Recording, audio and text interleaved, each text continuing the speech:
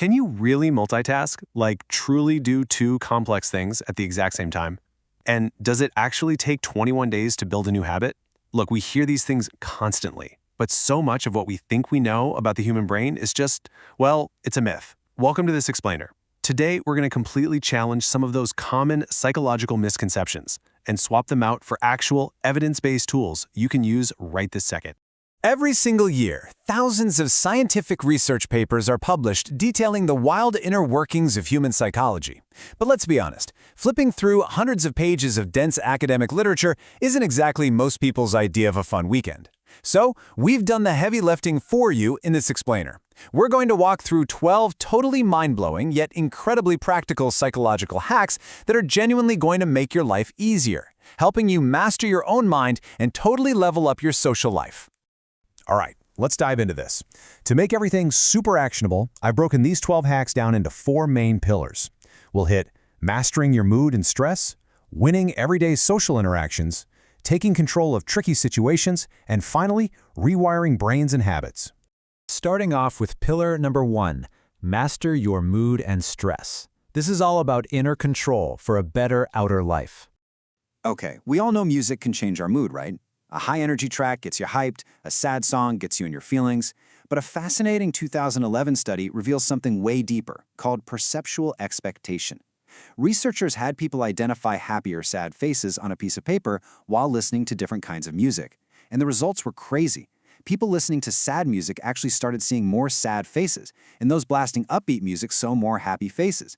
Literally, the music you listen to alters what your brain expects to physically see through your eyes.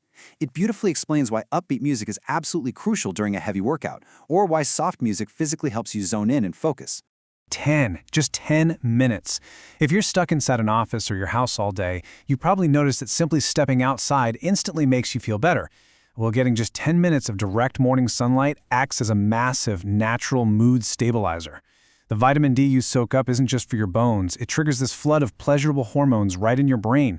In fact, research consistently shows that countries with less sunlight have significantly higher rates of depressive symptoms. So a quick 10 minutes of sun in the morning, it's a ridiculously simple lever you can pull to stabilize your entire day. Now picture this, you're driving to work, you've got this massive career-defining presentation to give, and your heart is just pounding. You're feeling incredibly anxious. How do you calm down fast? Psychology says, sing. I know, it sounds a little strange, but physically belting out your favorite song in the car triggers the release of oxytocin in your brain. This rapidly drops your cortisol, that's your main stress hormone, and actually slows your heart rate. By the time you park your car, that simple act of singing will have physically overridden your anxiety. You'll literally step out feeling calm and ready to go. Now that we've got our internal state optimized, let's smoothly transition into pillar 2, win everyday social interactions. This is the science of becoming intensely likable. If you want to build instant trust with someone, you absolutely need to know about the chameleon effect. When you're chatting with someone, try subtly copying their body language. Just gently mirror their posture or even drop in the specific words they use most often. When you do this, they subconsciously start to feel deeply comfortable around you. They feel like you're one of them. Just by identifying their favorite catchphrases and weaving them into your own sentences, you make the other person feel incredibly connected to you. They'll genuinely enjoy your company so much more. So much of likability comes down to how you make others feel about themselves. First, consistently use a person's name. Psychologists point out that a person's name is basically their absolute favorite sound in the world. Remembering it makes them feel super important. Second, if you want to make an amazing impression, find a topic they're passionate about, let's say cars, and just play dumb. Even if you're a total gearhead yourself, let them explain it to you. Ask questions. People love to share their expertise. Letting them teach you something makes them feel incredibly smart and valued, which makes you incredibly likable in their eyes. This whole dynamic is perfectly captured by a famous quote from the Dalai Lama. He pointed out that when you talk, you're only repeating what you already know. But if you listen, you just might learn something new. Active listening is basically your ultimate secret weapon. When you make a conversation about letting the other person shine, instead of just waiting for your turn to speak, you completely change the game. You stop repeating yourself, you start learning, and you instantly become the most engaging person in the room just by being a fantastic audience. Moving right along to pillar 3, take control of situations, navigating conflict, awkwardness, and making choices. Okay, we all completely dread that awkward silence in a conversation, right? When you just don't know what to say next. But you can actually use that silence to your advantage. If you want someone to open up, or if you think they're holding back, try this exact sequence. Ask them a question, maintain steady eye contact, and then say absolutely nothing. Human beings absolutely despise awkward silence. Just to avoid the discomfort of that dead air, the other person will almost always start talking, revealing way more information just to fill the void. It's a brilliant, gentle way to force a deeper conversation. Have you ever noticed how a really good waiter operates? They don't ask, "Do you want an appetizer?" They ask, "Would you like the spinach dip or the calamari to start?" That right there is the illusion of choice. If you want someone to do something, avoid direct commands. They just trigger resistance. Instead, offer them two options that both lead to your ultimate goal. If you want your kid to study, don't bark, "Go study right now." Ask, "Hey, do you want to tackle English or math first?" They get to make a choice, so they feel entirely in control, and you seamlessly get exactly what you wanted. Win-win. Picture this. You're at a group dinner. A disagreement starts brewing, voices are getting louder, and it feels like a blowout is about to happen. How do you stop it? Offer them food. Seriously.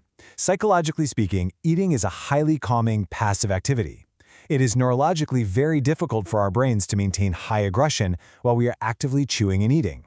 So, if the vibe is getting tense, simply sliding a bowl of chips over or offering someone a piece of chocolate can neurologically disrupt their aggression and instantly diffuse the conflict. And that brings us to our fourth and final pillar: rewire brains and habits. Time to face some psychological hard truths. Now, what's really interesting here is the whole multitasking myth. We love bragging about how we can juggle 10 things at once, but neuroscience completely calls our bluff. Your brain can fundamentally only focus on one high-level task at a time. Unless a task is purely on autopilot, like walking while chatting with a friend, you are not multitasking. If you're trying to read a dense book while watching a complex TV show, your brain is just rapidly, exhaustingly switching its focus back and forth. You aren't doing both simultaneously. You're just draining your mental battery by constantly shifting gears. Then there's the wild way we view intelligence. Back in 1999, psychologists identified this highly counterintuitive concept called the Dunning-Kruger effect. Basically, people with average intelligence constantly overestimate how smart they are. They're usually the ones showing off, trying to prove they're the smartest in the room. But highly intelligent people, they tend to underestimate themselves. They constantly doubt their own knowledge because they grasp just how much more there is out there to learn. Think of that friend who always complains they totally failed an exam, only to get an A+. That self-doubt is actually a prime indicator of high intelligence. Finally, let's look at habit formation. For decades, self-help gurus have peddled this massive myth that it takes exactly 21 days to form or break a habit. But modern research shows this is completely false. It actually takes an average of 66 days to neurologically rewire your brain for a new habit. And honestly, this 21-day myth is super damaging. People try to build a good habit, they hit day 22, realize it's still a massive struggle, feel like a failure, and completely quit. To actually make a habit stick, you've got to understand that 66-day timeline. Let's break it down. Days 1 through 22, those are going to be deeply uncomfortable. You're breaking an old routine. Days 23 through 44 are the hard-to-handle phase. This is the danger zone where most people give up because they thought it would be easy by now. You absolutely have to mentally push through this part, because it's only in days 45 to 66 that you finally start building real momentum. That's when the action truly connects with your brain and becomes an automatic part of your day. And there you have it, 12 structured, science-backed psychological hacks to help you navigate life with a bit more ease and a lot more strategy. From grabbing those 10 minutes of morning sunlight to using the illusion of choice to gracefully get your way, the power is entirely in your hands. So here's the question I want to leave you with today. Which of these psychological levers are you going to pull first? Pick just one, test it out today, and watch how the world around you changes. Keep learning, keep experimenting, and I'll catch you in the next explainer.